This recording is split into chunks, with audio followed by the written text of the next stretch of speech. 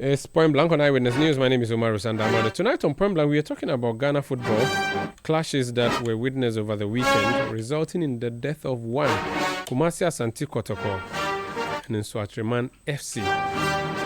What exactly happened? Because the police has issued a statement announcing the arrest of a former minister and former member of parliament in connection to same. Bernard Abeku Ochri, as with the City Sports, and he's joined us in studio. Bernard, you're welcome to Eyewitness News. Thank you very much, Umaru. For those who may not have followed the news from the weekend, what happened? Well, so it was a match day 19 fixture between Nsoatreman at the Nana Kwame Amansa Park against Kumasi Asante Kotoko. And this park is where? It's in Nsoatre. So Bono region. Of course, Bono region. Mm-hmm. Great.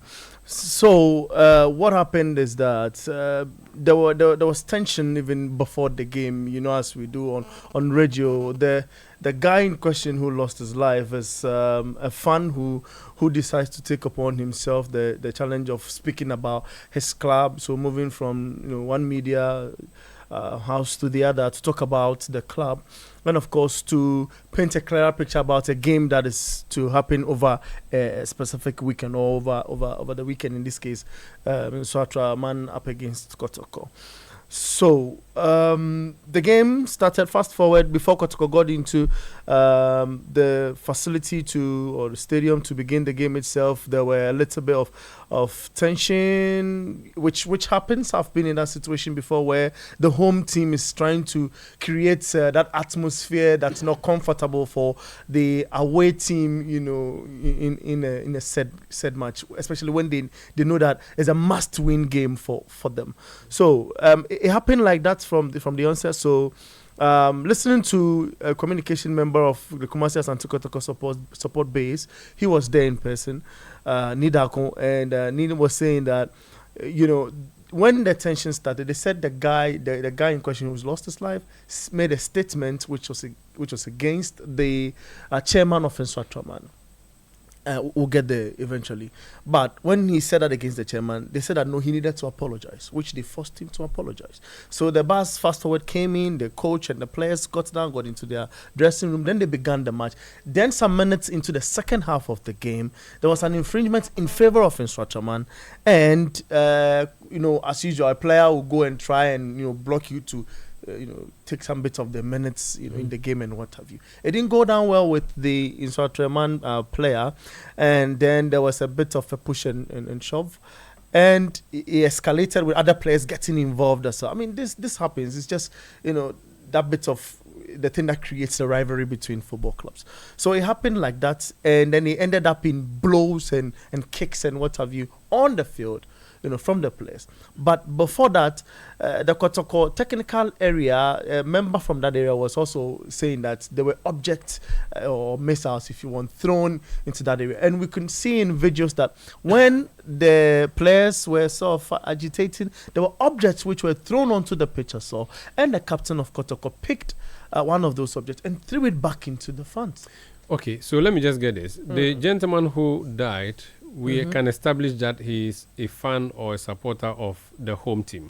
Of Kumasi Asante. Okay, he's a visiting supporter. Absolutely. Who was the attack? Was it by the players or the supporters? The attack. So the first. I've seen the video on the pitch. Great. The pitch is with the players.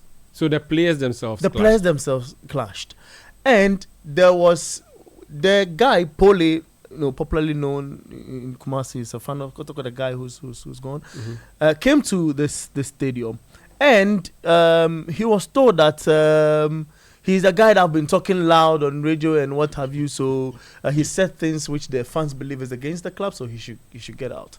That's according to some insets I listened to, recordings I listened to, and the guy.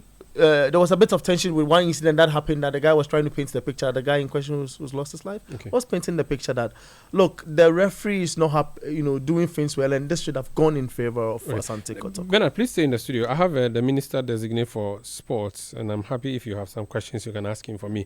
Honorable Kofi Adams, Member of Parliament, Buem, newly minted Minister for Sports, yet to be sworn in. Congratulations and good evening to you. Good evening, Sander. And good evening to your listeners.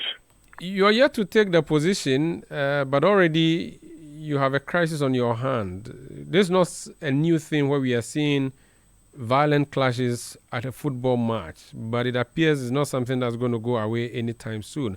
What briefing have you got so far, and what actions can government or will government take on this? Well, the briefing is that it was a match between Kumasi Asante Kotoko and then Nsoatreman FC, and Kumasi Asante Kotoko was playing their away match. They arrived to play with earlier misunderstanding, but that was settled. The match started. We proceeded all the way through to the second part of the game, and a misunderstanding on the pitch resulting in the players having their own levels of confrontation, which went beyond the players, involving officials. And at least at the point from the briefing that I got, they attempted to settle it, and it was kind of ended. Then again, that one senior person of Nsoatreman, I have to withhold the name now because the police will continue with the investigations, further called supporters onto the pitch to react in a way, and that, according to the narration, that led the Kotoko leadership to ask one of their supporters not to wait till the end of the match, but rather should go and take refuge in one of their buses. So it is in an attempt to get out that he was stabbed, and he could not really survive it by the time they got to the hospital. From some narration from other persons, according to them, he actually had passed on at the time he was placed in the ambulance. So these are the information that we have. The FA has issued a statement, first and foremost condemning it and invoking the provisions in their statutes and directing for a proper investigations and for a report to be submitted for actions to be taken. The police is to investigate the criminal part of the whole incident. And 3 persons have so far been arrested to help the police in their investigations. So this matter is being handled from different angles.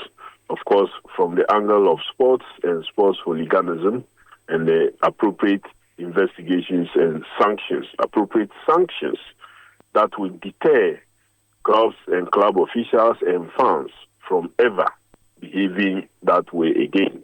And the police would also go into the criminal investigations with the view to prosecuting persons who would have been found in one way or the other, either committing what we can describe now as murder, because it cannot be manslaughter. It was premeditated murder. If anyone aided or abetted this murder, all of them will face the full rigors of the law.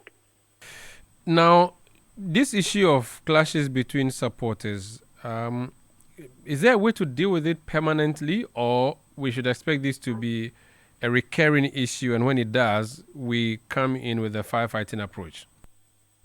Well, no one would expect that this should continue, and especially for Ghana that have experienced this about 24 years ago, which resulted in many lives being lost at the Accra Sports Stadium. We didn't expect that things like this would happen 24 years on, and so we don't expect it to happen. As a government, we're going to review security at our stadia during matches such as this. There will be further improvement in intelligence gathering, pre-match intelligence gathering, to know the level of security to be provided and what will be allowed and what will not be allowed in a particular game. So we need to increase intelligence gathering. Then, of course, emergency responses. Was it the case that one ambulance was not enough for that match and we needed more? Was it the case that the ambulance was not strategically located where it can easily be accessible to persons who so need it? Was it the case that we did not have enough medics to attend to persons in case they suffer the situation that this gentleman suffered? Did we lack professional handling of the case? Did that contribute to his death? All these will come out in the investigations, and it will inform actions and steps that government will take moving forward.